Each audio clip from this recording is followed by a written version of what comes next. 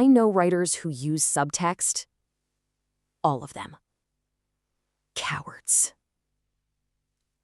Okay, that is our brilliant Drowblade singer Valessa in a nutshell, right? She drops this line of pure character-driven levity right when the tension is literally thick enough to cut with a withering blade. It's just a hilarious, blunt force moment from someone who prides herself on plain, unornamented honesty. But, don't let the humor fool you for a second. This momentary lack of subtext, it's the perfect calm before an incredibly literal storm. Let's dive into this explainer. Today, we're breaking down Session 26, Terms of Engagement. And let me tell you, this session is an absolute masterclass in what I like to call a trial and consequence arc. It's perfectly bisected into two halves. You've got this high-octane, desperate physical conflict, followed right up by a tense, high-stakes role-play resolution, where they actually have to deal with the fallout of winning. Part 1. The Ultimate Infernal Prize. We are skipping the pleasantries today, mainly because the party definitely didn't get any.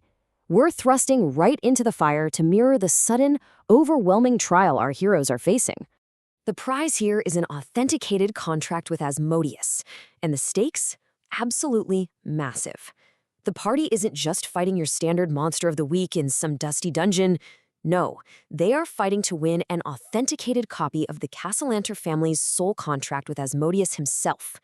This document proves Victoro and Amalia Castellanter traded their own children's souls and murdered 99 innocent people, all for wealth and prestige.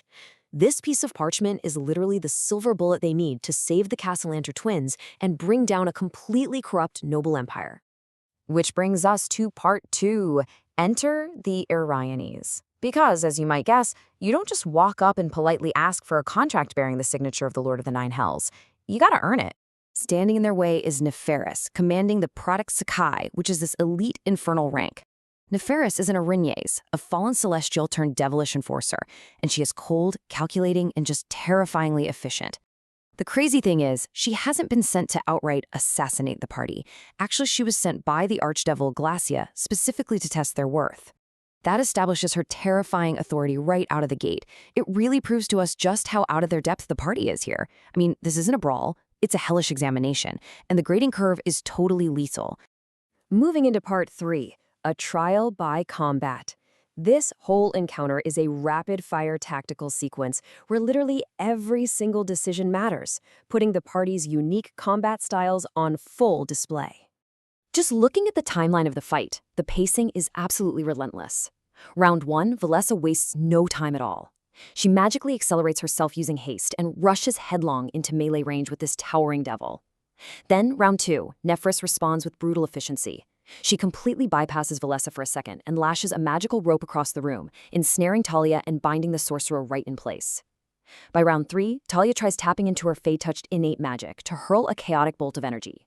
But the sheer pressure of being restrained causes it to miss, smashing harmlessly into the wall.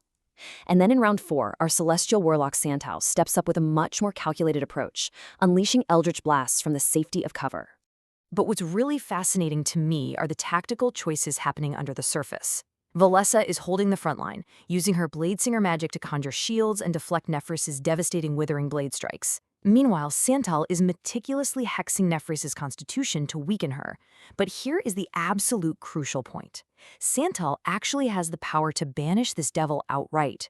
They could end the fight instantly, but they intentionally avoid doing it. Why? Well, if they banish Neferis back to the Hells, the authenticated contract goes right with her. They have to beat her on her own terms to secure the reward.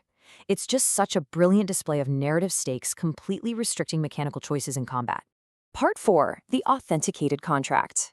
So, with the Erinyes finally defeated and the combat wrapped up, we shift gears from high-energy tactics to a super tense narrative resolution. The victorious, heavily battered party heads back to their secret meeting room in Waterdeep. They successfully secure the authenticated Castellanter contract, but honestly, it's more than just the parchment. They present the Product Size seal to the Castellanter twins, Elzarina and Terenzio, and this seal, it's the indisputable proof of their victory. It shows they didn't just pickpocket a piece of paper, they earned it by the vicious, uncompromising standards of the Hells. And it's so interesting to see the stark contrast between the twins here. Elzarina, who, remember, is already bound in a warlock's pact to Glacia, reacts with this starstruck admiration. She's completely fascinated by the party's encounter with the high-ranking devil, seeing power and a means for absolute vengeance.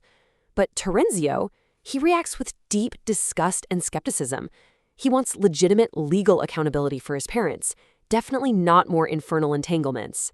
They're looking at the exact same seal and seeing two totally different futures. Bringing us to our final section, Part 5, Fate of the Twins. The party holds the evidence, right? But now they face a really heavy moral and strategic choice. What do they actually do with Elzarina and Terenzio right now? The party dynamics really shine in this moment. St. Hall steps fully into their role as the pragmatic celestial warlock and delivers a stern, unyielding lecture to the twins. They warn them against running from their responsibilities and leaning into dark powers. And to drive the point home, St. Hall uses the twins' own parents, Victoro and Amalia, as the prime example of the absolute horrors that await when you make deals with fiends. It is an incredibly sobering moment that grounds these massive high fantasy stakes right back into personal accountability. So what's the actual path forward? Valasis steps up and outlines a highly practical 3-step plan. Step 1. Get the twins out of Waterdeep immediately, relocating them to a safe house back in Baldur's Gate, which is likely that newly acquired Eomain estate. Step 2. They wait. They're going to let trusted members of the City Watch use the authenticated contract to arrest the Castellanter parents. And Step 3. Once it is completely safe, the twins emerge publicly as witnesses. This whole setup ensures they avoid prison for their own misguided retaliatory dock bombings while still making sure their parents are brought to justice. The session closes out with the party hitting a major milestone and leveling up. They have the contract. They have a solid plan. But you really have to wonder, Victorio and Amalia own 99 souls and a vast fortune to the Lord of the Nine Hells. Will hiding 2 teenagers a few cities down the Sword Coast and Baldur's Gate truly keep them safe from the wrath of Asmodeus? Or has the party just moved the bullseye from Waterdeep directly onto their own front door? Think about that for a bit, and we'll see you in the next explainer.